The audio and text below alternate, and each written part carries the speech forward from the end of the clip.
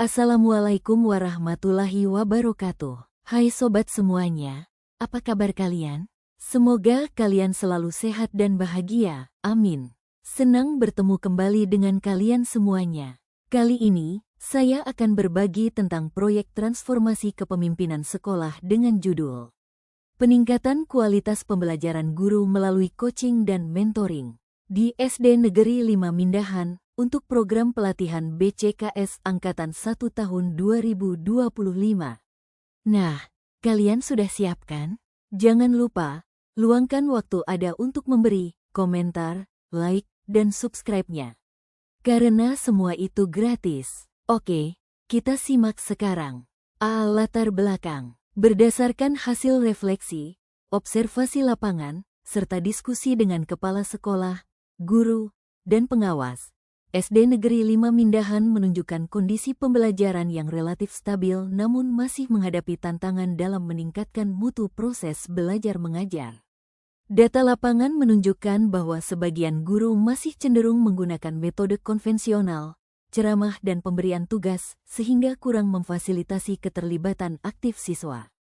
Hasil survei sederhana terhadap siswa mengungkapkan bahwa hanya sekitar 55% siswa merasa pembelajaran di kelas menarik dan memotivasi, sementara sisanya menganggap kegiatan belajar masih membosankan atau kurang relevan dengan kehidupan nyata. Dari sisi kepemimpinan, identifikasi masalah strategis menunjukkan adanya kebutuhan penguatan peran kepala sekolah sebagai instructional leader. Kepala sekolah telah berupaya memberikan arahan dan supervisi, namun mekanisme pembinaan guru melalui coaching dan mentoring belum berjalan secara sistematis. Beberapa guru juga mengaku masih membutuhkan pendampingan intensif dalam hal inovasi pembelajaran, pemanfaatan teknologi digital, dan penerapan pembelajaran berdiferensiasi. Hal ini mengindikasikan adanya kesenjangan antara tuntutan kebijakan pendidikan dengan kapasitas guru di sekolah. Transformasi diperlukan karena dunia pendidikan saat ini bergerak menuju paradigma baru, yaitu pembelajaran yang mendalam, deep learning, berorientasi pada pengembangan kompetensi abad ke-21, serta integrasi teknologi seperti coding dan kecerdasan buatan, AI.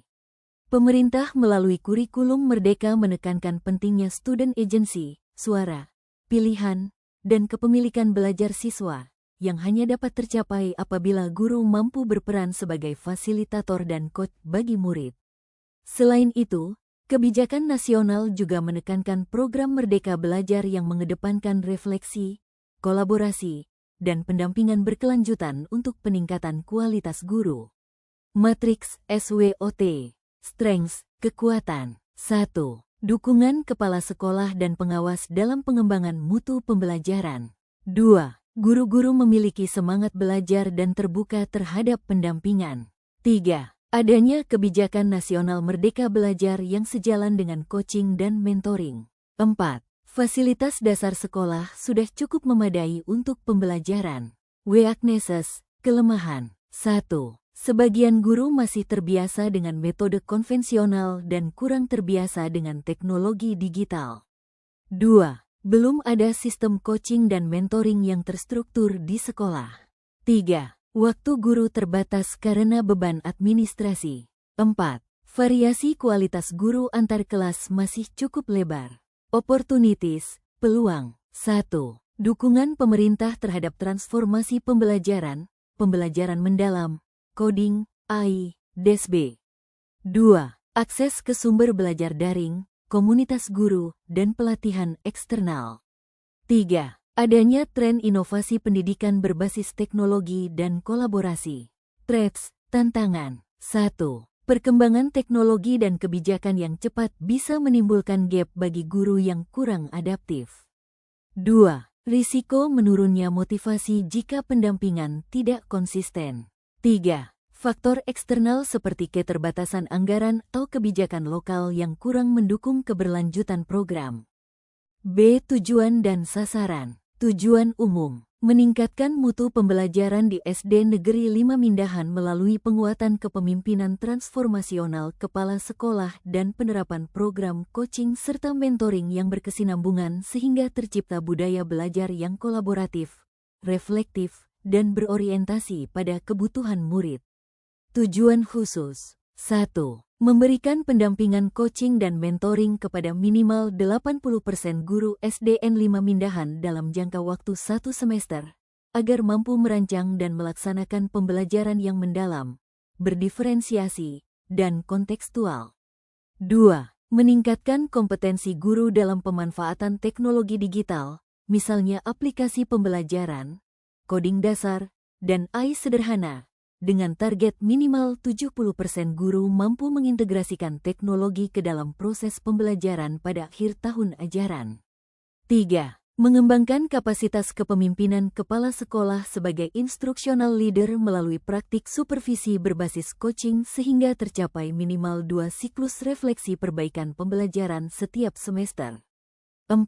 Menumbuhkan budaya kolaborasi antar guru dengan membentuk kelompok diskusi rutin, peer mentoring group, yang bertemu minimal sekali setiap bulan untuk berbagi praktik baik. Sasaran utama proyek ini adalah guru sebagai pelaksana pembelajaran, yang akan mendapatkan pendampingan intensif melalui coaching dan mentoring untuk meningkatkan kompetensi pedagogik, inovasi pembelajaran, serta pemanfaatan teknologi digital. Selain itu, siswa menjadi sasaran tidak langsung yang akan merasakan manfaat berupa pembelajaran yang lebih menarik, interaktif, dan sesuai dengan kebutuhan abad 21. Kepala sekolah juga menjadi sasaran penting untuk memperkuat perannya sebagai pemimpin pembelajaran, instructional leader, melalui praktik supervisi berbasis coaching.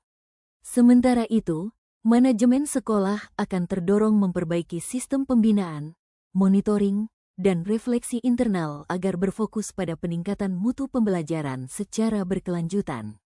Dengan demikian, seluruh ekosistem sekolah, guru, siswa, kepala sekolah, dan manajemen terdampak secara positif dari proyek ini. C. Identifikasi isu strategis kepemimpinan. Berdasarkan hasil refleksi, observasi kelas, dan diskusi dengan kepala sekolah serta guru di SD Negeri 5 Mindahan, ditemukan sejumlah isu strategis yang berkaitan erat dengan kepemimpinan pembelajaran. Pertama, peran kepala sekolah sebagai instructional leader belum optimal, karena supervisi lebih banyak berfokus pada aspek administratif dibanding pada pembinaan pedagogik yang mendalam. Kedua, guru masih membutuhkan pendampingan intensif untuk menguasai pembelajaran berdiferensiasi, pemanfaatan teknologi digital, serta penerapan strategi pembelajaran yang menumbuhkan kreativitas dan keterlibatan siswa. Ketiga, budaya refleksi dan kolaborasi antar guru belum terbentuk secara konsisten, sehingga praktik baik pembelajaran belum terdokumentasi dan terdiseminasi secara merata. D. Inovasi dan transformasi yang dihadirkan. Proyek ini menghadirkan inovasi berupa penerapan coaching dan mentoring berbasis kolaborasi yang sebelumnya belum berjalan secara sistematis di SD Negeri 5 Mindahan. Melalui pendekatan ini, guru tidak hanya menerima supervisi administratif, tetapi mendapatkan pendampingan personal dan kelompok yang mendorong refleksi, kreativitas, serta penguasaan strategi pembelajaran yang mendalam. Inovasi lainnya adalah integrasi teknologi digital, coding dasar, dan pengenalan kecerdasan buatan (AI) ke dalam pembelajaran, sehingga guru mampu menyesuaikan diri dengan tuntutan kompetensi abad 21. Apa itu coaching? Coaching berfokus pada pencapaian tujuan spesifik dan pengembangan keterampilan dalam jangka waktu tertentu melalui pertanyaan terarah dan umpan balik. Coach membantu memfasilitasi pembelajaran dan solusi dari dalam diri orang yang dilatih. 1. Tujuan: meningkatkan keterampilan spesifik, mencapai target kinerja, atau menyelesaikan masalah tertentu. 2. Fokus: berorientasi pada hasil dan kinerja dalam jangka pendek atau waktu tertentu. 3. Peran: seorang coach membantu coachee menemukan solusi dan potensi diri melalui pertanyaan dan dialog dua arah. 4. Contoh: membantu guru mengaplikasi strategi pembelajaran di kelas. Apa itu mentoring? Mentoring adalah hubungan jangka panjang untuk pengembangan karir dan karakter secara menyeluruh dengan berbagi pengalaman, pengetahuan, dan wawasan. Mentor mentransfer pengetahuan dan membimbing mente berdasarkan pengalamannya. 1.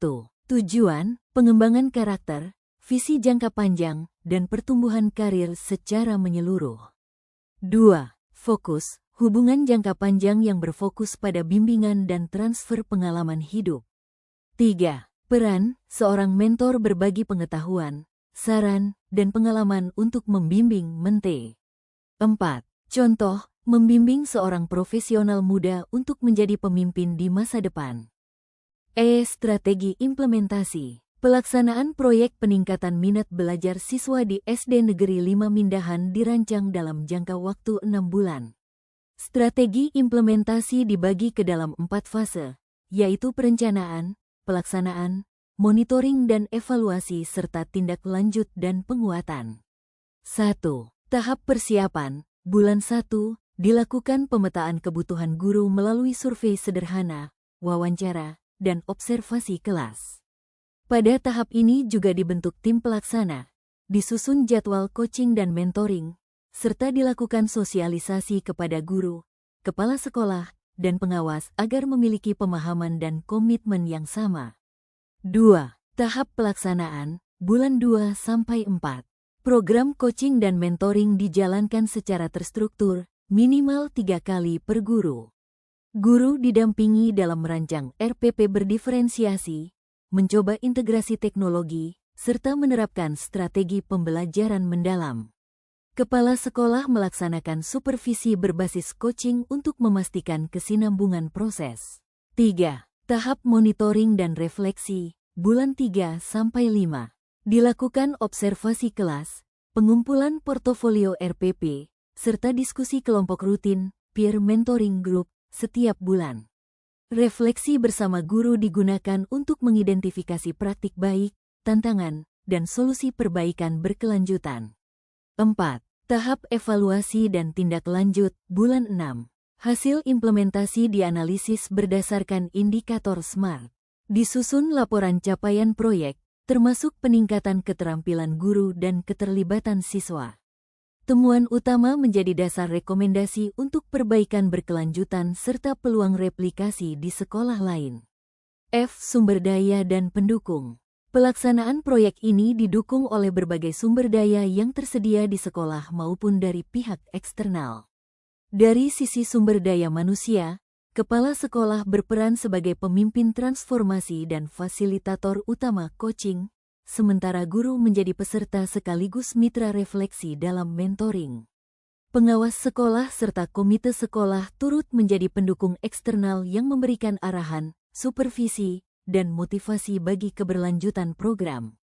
Dari sisi sarana dan prasarana, sekolah memanfaatkan ruang kelas, perpustakaan, serta perangkat digital yang sudah tersedia, laptop, proyektor, jaringan internet untuk mendukung pelatihan, diskusi, dan praktik pembelajaran inovatif.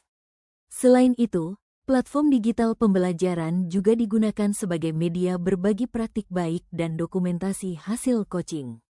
Dari sisi dukungan kebijakan, program ini selaras dengan kebijakan nasional Merdeka Belajar dan kurikulum Merdeka yang mendorong pembelajaran mendalam, berdiferensiasi, dan berbasis teknologi.